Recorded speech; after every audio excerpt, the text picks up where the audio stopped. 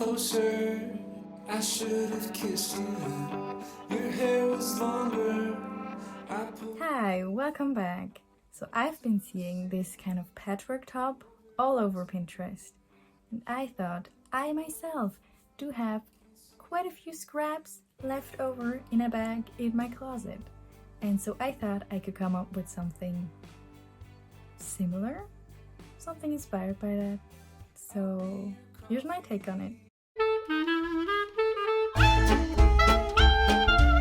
As I said, I have many scraps from all my past projects, and so I tried to choose a couple of fabrics and trying to come up with a design. As you can see, I tried many things, but I ended up with this 5-piece asymmetrical design. I first copied this tank top that I had, which in the end posed a little bit of a problem, but I'll talk about that in a second. As you can see, I only cut out 1/2 of the top, even though I definitely needed the full pattern so I could cut out the pieces that would make up my patchwork top. So I marked that with a ruler, and here are all the pieces that I am going to cut. And here I'm choosing my fabrics. As you can see, some of it is swim fabric, some of it is a little bit of a thicker cotton, and some of it is a little bit of a thinner cotton, which is what posed the problem in the end and made the top, a little bit wonky. But I was able to fix it, and I'm just gonna embrace it.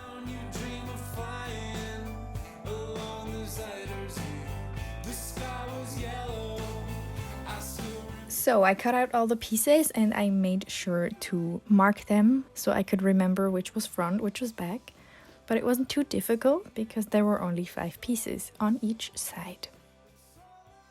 I sewed everything together, left sides, so wrong sides together, so the overlocking stitch would be visible for everybody to see on the outside.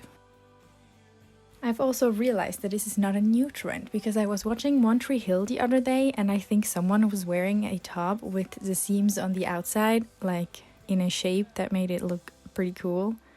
So this is just another recycled trend with recycled materials. You leaned in closer. I should have kissed you. Your hair was longer. I pulled away from it. Moved to the city. I also searched around the neckline, the armholes, and the bottom opening of the top. I had to take off the big thingy on my overlock to get to the armholes, and I knotted up the strings in the end so it would stay relatively secure. This is what it looked like. It ended up being quite small because I copied a pattern of a tank top that was much more stretchier than what I was using here. So I ended up adding in 2 panels on the sides, and it ends up looking fine, you'll see. And then I decided to make another top because I wasn't quite satisfied with the results of the first one. And because I can never make the same thing twice, I decided to use this corset top pattern that I have made in previous videos to make another top. I also decided to dye a few of the scraps I had. I had a bit much of this white fabric. For this tie-dyeing method, you wet the fabric first. You get some elastics and some cardboard.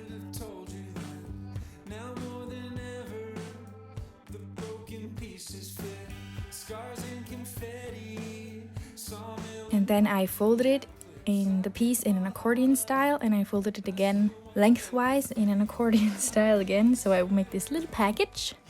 And then I cut out 2 pieces of cardboard and secured it really well with the rubber bands.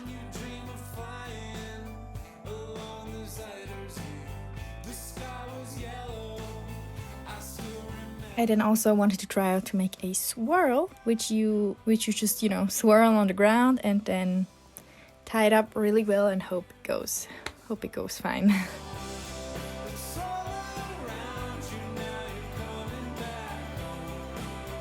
I used a liquid dye that you can get in my country, and I dipped one of them in only the blue And then I also decided to mix up a purple and dip the other one in the purple and the blue to see what would happen to the swirl. Here is the result of the swirl. Very nice. And here is the accordion thingy. I love that. I really like the look of the blue and white. Then I washed it out really well until it rinsed clean.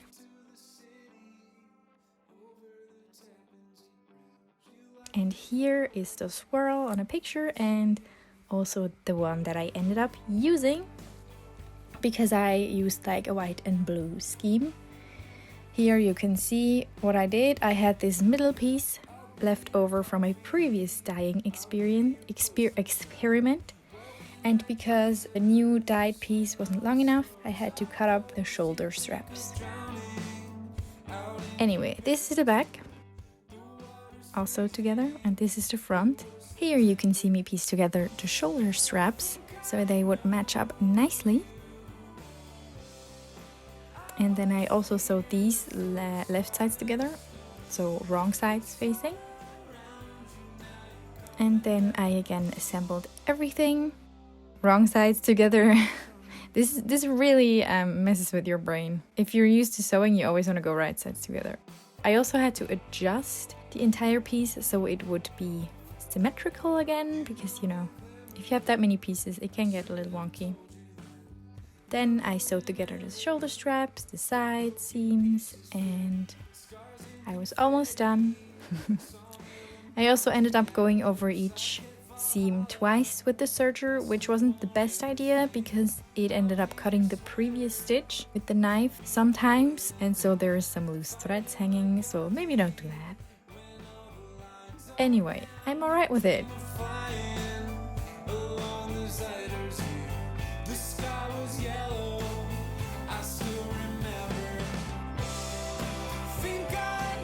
Here are the results. Yes, in this top you can see there is some stretching issues. It looks, it looks patchworky because, that's what it is.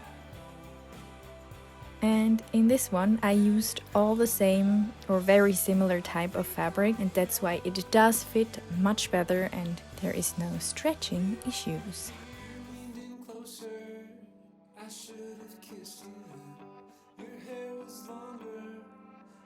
Here I am showing you not everything comes out perfectly if you do a patchwork thing, but that can happen.